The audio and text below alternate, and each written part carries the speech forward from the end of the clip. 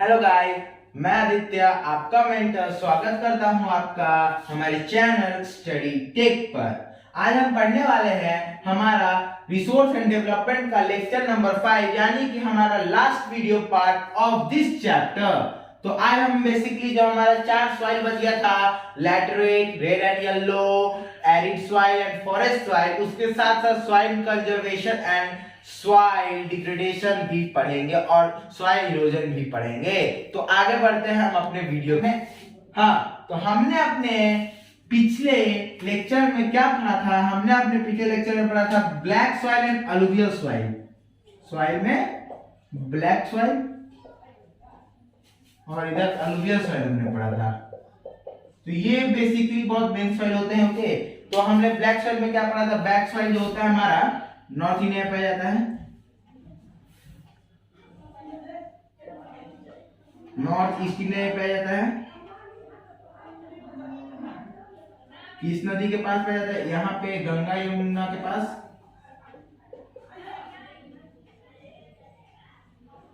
North India में गंगा यमुना के पास, north India में ब्रह्मपुत्र,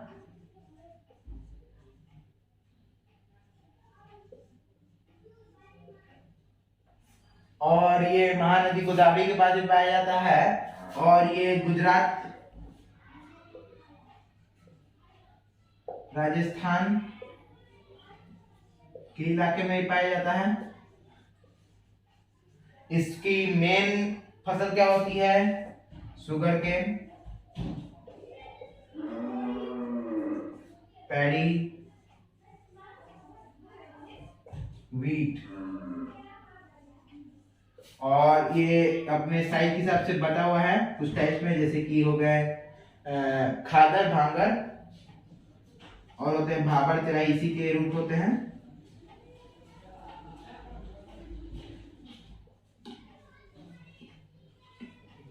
ठीक है, और ये क्या होता है? तो ये सैंड, सिल्ट और क्ले का मिक्सचर होता है। क्या बनाता है? जो सबके मिक्सचर से लोमी सॉइल बनाता है।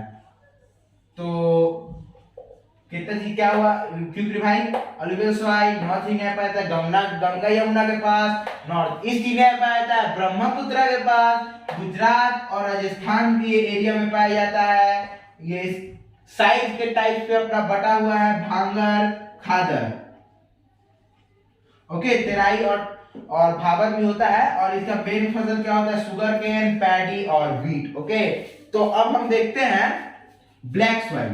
तो ब्लैक सॉइल हमारा जो होता है, इसको हम रेगर भी कहते हैं, Regar soil, most appropriate for cotton cultivation.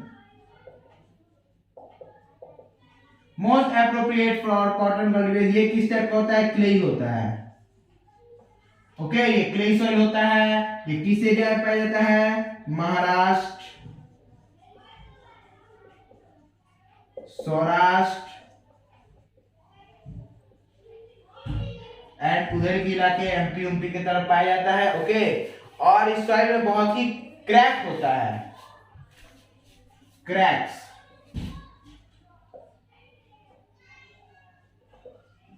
क्यों होता है क्रैक? क्योंकि इसका फॉस्फोरिक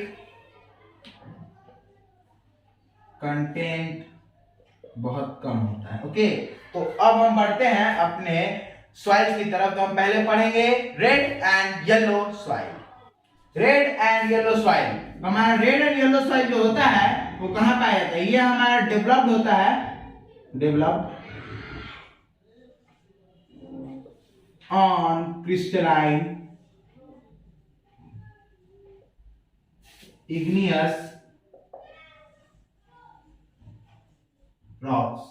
अगर आज पूछे where the red and yellow soil develops, then the answer is crystalline igneous rock। आपको भी देगा crystalline sediment rocks, crystalline metamorphic rocks।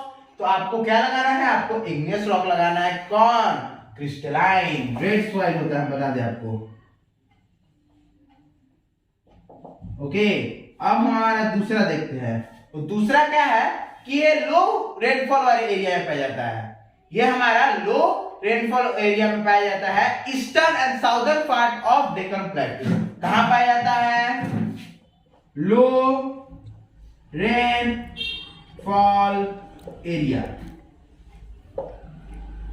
Eastern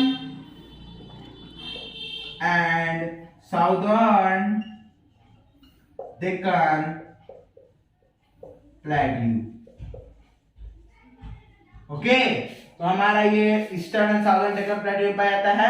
ये इंडिया के किस किस पार्ट में पाया जाता है? उड़ीसा, छत्तीसगढ़,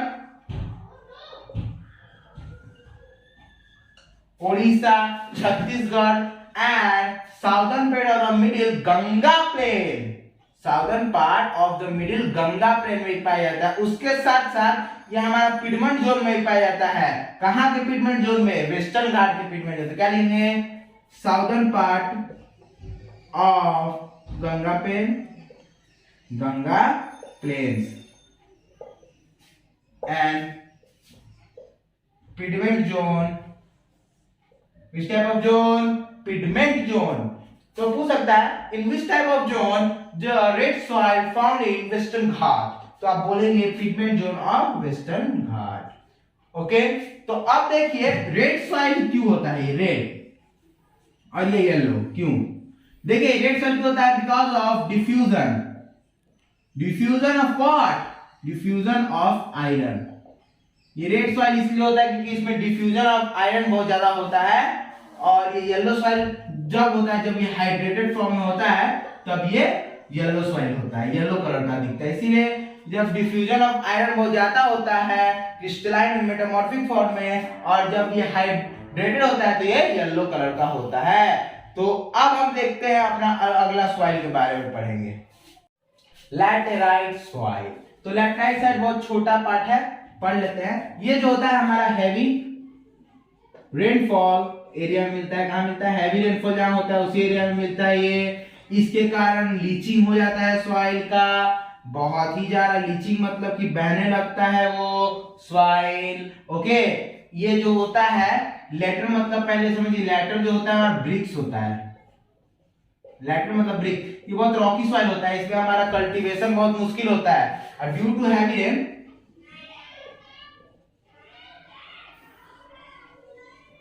इसमें लीचिंग बहुत ज्यादा होता है। तो एग्जाम पूछ लेता है why is leaching occur in laterite soil? तो हमारा आंसर आप लिखेंगे heavy rain, low rainfall etcetera etcetera दे देगा, तो आप क्या लिखेंगे? आप लीचिंग लिखेंगे। ओके, इसमें देखिए ह्यूमस बहुत ज्यादा पाया जाता है,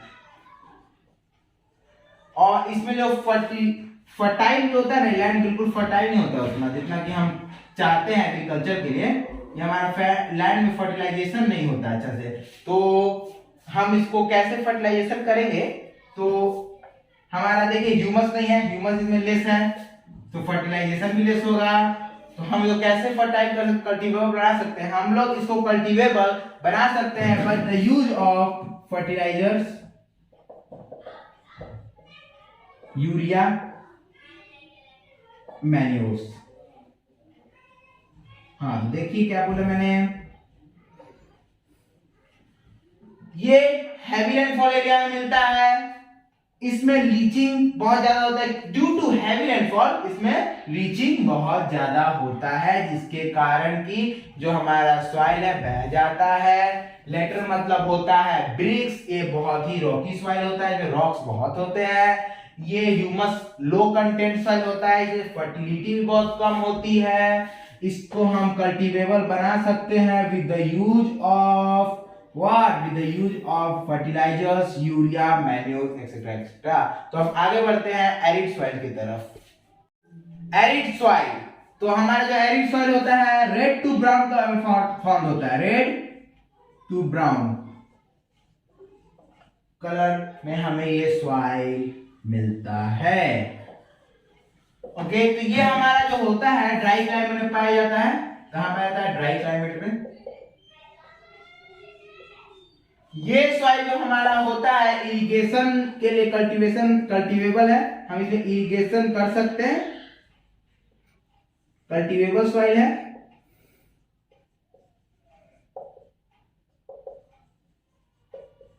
ये दो चीज का टेक्सचर से मिलकर बनता है सैंडी टेक्सचर और सिल्टी टेक्सचर इसका होता है। ये कहाँ मिलता है? तो हमारा वेस्टर्न राजस्थान के एरिया में मिलता है।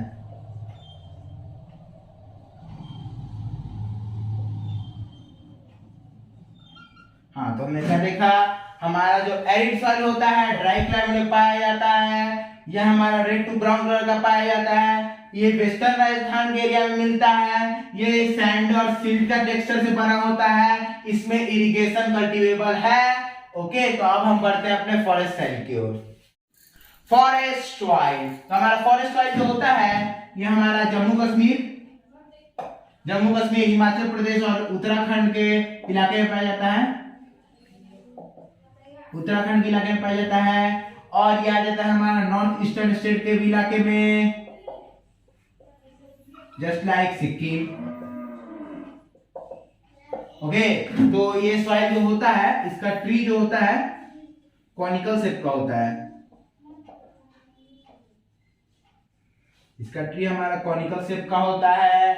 ये हिली एरिया में पाया जाता है। फॉरेस्ट सॉइल है तो आप समझ ही गए होंगे, फॉरेस्ट एरिया का जो सॉइल होता है उसी को फॉरेस्ट सॉइल कहा जाता है। इसका जो सॉइल टेक्सचर होता है वेरी करता रहता है, किसी जगह के हिसाब से उसका टेक्सचर बदलता रहता है। Soil textures varies.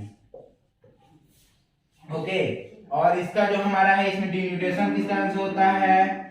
डिन्यूटेशन में deforestation of soil because of water wind and glaciers. Water जो हम पाए जाते हैं हमारे वाटर विंड ग्लेशियर। तो हमारा जो ये सॉइल है फॉरेस्ट सॉइल हिली एरिया में पाया जाता है। जम्मू कश्मीर, हिमाचल प्रदेश, उत्तराखंड में पाया जाता है। सिक्किम में पाया जाता है। नॉर्थ ईस्टर्न स्टेट एरिया में इसका जो ट्री होता है कॉनिकल शेप का होता है। सॉइल टेक्सचर इसका वेरी करता है जगह के हिसाब से। इसमें डिन्यूटेशन वाटर विंड और ग्लेशियर के कारण होता है। जैसे मान लीजिए सॉइल है यहाँ पे, ओके, यहाँ वाटर आ रहा है, ये सॉइल है, नीचे जाते जाएगा, खत्म होते ये बढ़ जाता है सॉइल, समझे? डिफॉरेस्टेशन हो जाता है। डिन्यूटेशन का आएगा, डिफॉरेस्टेशन प्रिंट काटना, पर ये सॉइल का डिन्यूटेशन होता है। ओके, डिफॉरेस्टेशन से आप इसको एवेल्युएट कर सकते हैं कि जैसे पेड़ काटा जाता है ऐसे सॉइल का कटाव होता है। ओके, तो हमने आज सॉइल कंप्लीट कर लिया। अब हम लास्ट टॉपिक की तरफ बढ़ेंगे, soil erosion and soil conservation. Soil erosion and soil conservation. तो हमारा सॉइल इरोजन क्यों होता है? सॉइल इरोजन का फैक्टर उससे पहले समझे सॉइल इरोजन में होता क्या है। सॉइल इरोजन जो है हमारा, सॉइल इरोजन में ह्यूमस जो होता है वो डिस्ट्रॉय हो जाता है या फिर वही लो क्वांटिटी में बचता है। ओके, हमारा ह्यूमस डिस्ट्रॉय हो जाता है, लो क्वांटिटी में बचता है, और जो क्वालिटी ऑफ सॉइल है वो पूरा खत्म हो जाता है। क्वालिटी ऑफ सॉइल पूरा खत्म हो जाता है, मींस इरोड हो जाता है वो। इसी को हम इरोजन कहते हैं। ओके, ये कैसे होता है? देखिए, मेन इसका फैक्टर है विंड और वाटर। ये मेन वाटर और विंड के कारण होता है। तेज वाटर जो होता है, तेज विंड जो होता है हमारे सॉइल को हटाते हुए ले जाता है। ये कैसे होता है? वाटर जो होता है हमारा running water wash the soil. तो हमारा रनिंग वाटर होता है हमारा सॉइल को वॉश कर देता है पूरा। तो ये होता है इरोजन। इरोजन किस किस फैक्टर के कारण होता है? डिफॉरेस्टेशन अगर हम बहुत हो जाता है तो,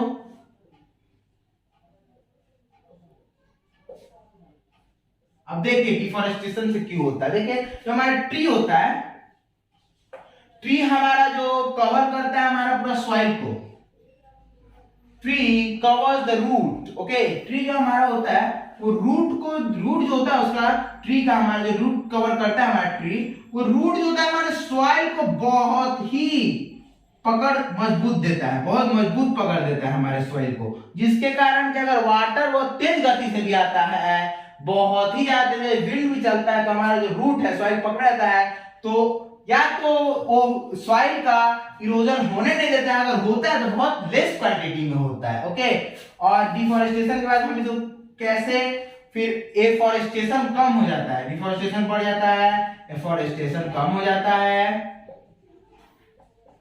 ओवरग्रेजिंग बढ़ जाता है,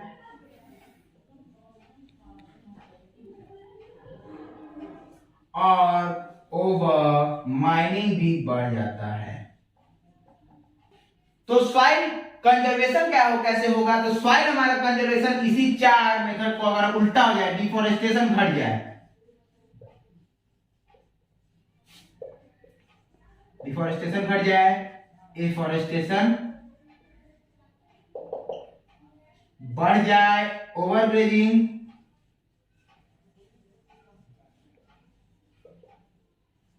कम हो जाए और ओवर माइनिंग भी कम हो जाए।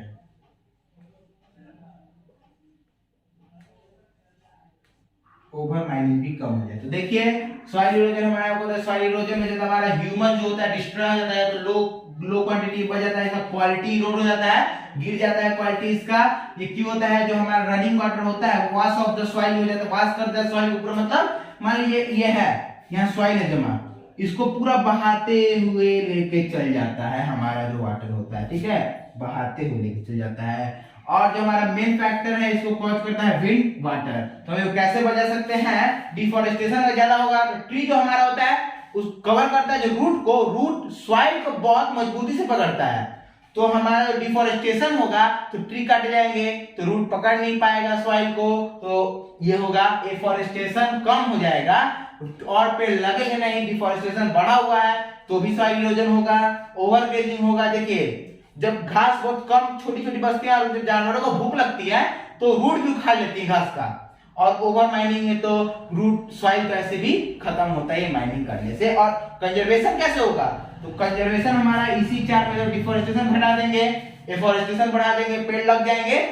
तो पेड़ लग जाएंगे तो हमारा ट्री बहुत ज्यादा होगा तो रूट कवर करेगा सॉइल को, डिफॉरेस्टेशन घट जाएगा तो ट्री कटेगा नहीं ज्यादा, ओवरग्रेजिंग घट जाएगा तो भी नहीं। घास हमारा जो रूट होता है, गाय कबार जाती है, गाय भैंस बैल सब जो हमारे जानवर होते हैं ग्रेजिंग एनिमल्स वो सब खा जाते हैं। और माइनिंग ओवर अगर कम हो जाए तो कोई दिक्कत नहीं है। तो देखिए सॉइल इरोजन कुछ प्रकारों में होता है। देखिए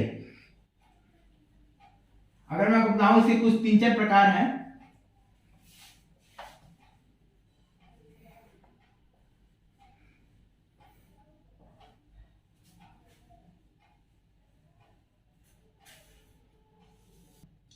सॉइल इरोजन देखिए एक होता है गली इरोजन। गली इरोजन क्या होता है? देखिए जब हमारा जो सॉइल है, मान लीजिए कि पानी बहुत तेज आ रहा है तो वो सॉइल को काटते हुए लेके जाता है, जब डीप काट देता है तो गली के टाइप का फॉर्म हो जाता है। देखिए आप अपने एनसीईआरटी बुक में देखेंगे तो उसमें एक पिक्चर दिया हुआ है, गली के टाइप का फॉर्म हो जाता है। देखिए मान लीजिए ऊपर से देख रहे हैं, ऊपर से ये सॉइल है, पूरा सॉइल है ये पूरा हमारा सॉइल, उसके बीच में गली टाइप का फॉर्म हो गया है। ऊपर से देखेंगे तो ऐसे ही लगेगा, ओके।